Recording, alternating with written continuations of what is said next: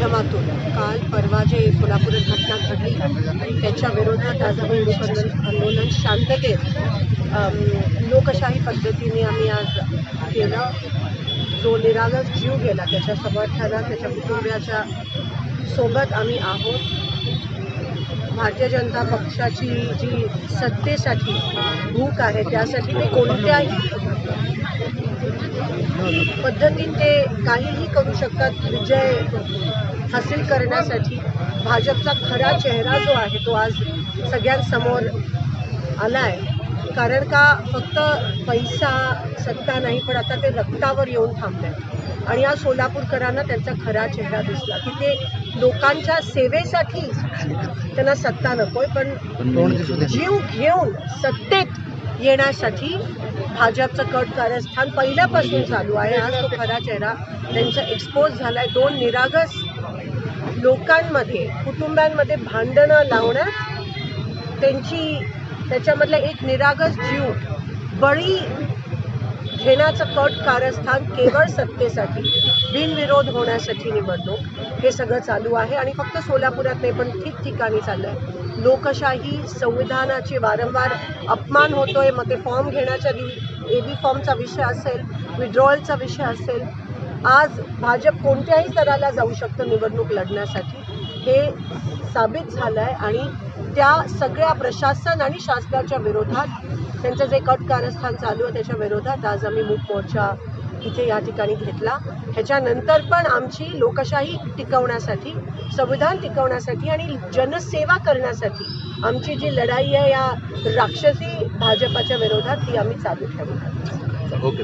या गृहमंत्र्याच्या आणि या भाजपच्या कपट्यावरतीच्या विरोधात आज मूक आंदोलन केलेलं आहे.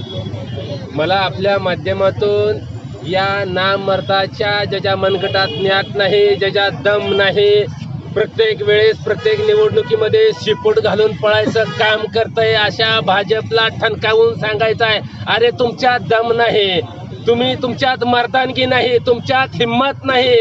तुम्ही जर निवडणूक प्रत्येक वेळेस जर उमेदवार चोरून नेऊन, एबी फॉर्म चोरून नेऊन, निवडणूक अधिकाऱ्यावर दमदाटी करून, तुम्ही उमेदवारावर दम देऊन, तुम्ही लोकांच्या लेकराचं भर चौकात बळी घेऊन, गोळ्या घालून, तलवारीनं त्यांच्या पोटात तलवारी खूप जर जीव घेऊन जर तुम्हाला निवडणूक करायची असेल तर तुमच्यापेक्षा इंग्रज 100 पट बरे होते.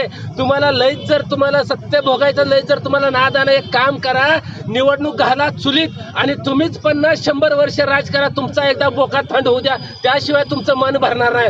अरे मर्दासारखं निवडणूक लढा, ना मर्दासारखं निवडणूक लढू नका. लोकांच्या लेकराचा मारायचा बळी घेऊ नका.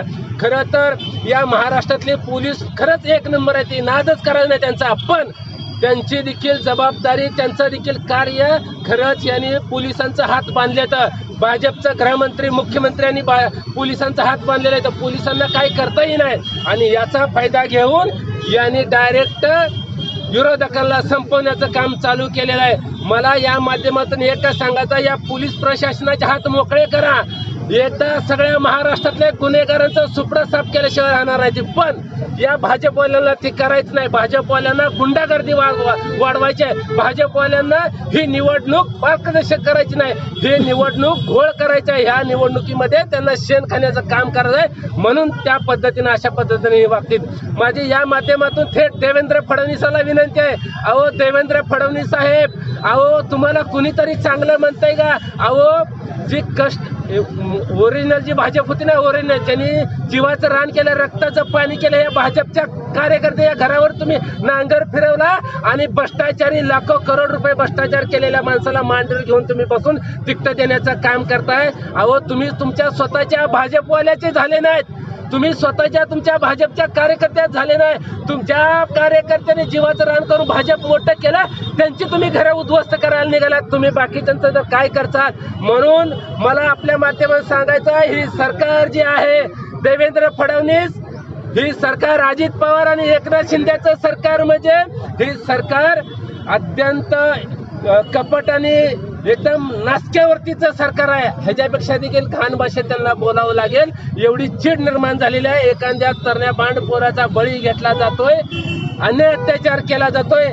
ही सरकार खरंच इंग्रजापेक्षा वाईट म्हणजे वाईट आहे. या सरकारच्या मनगटात ज्ञात नाही. यांनी आता सरळ 100 वर्ष निवडणूकच लावून ह्यांचा बोका थंड होस तर यांनी सत्ता भोगत बसावं.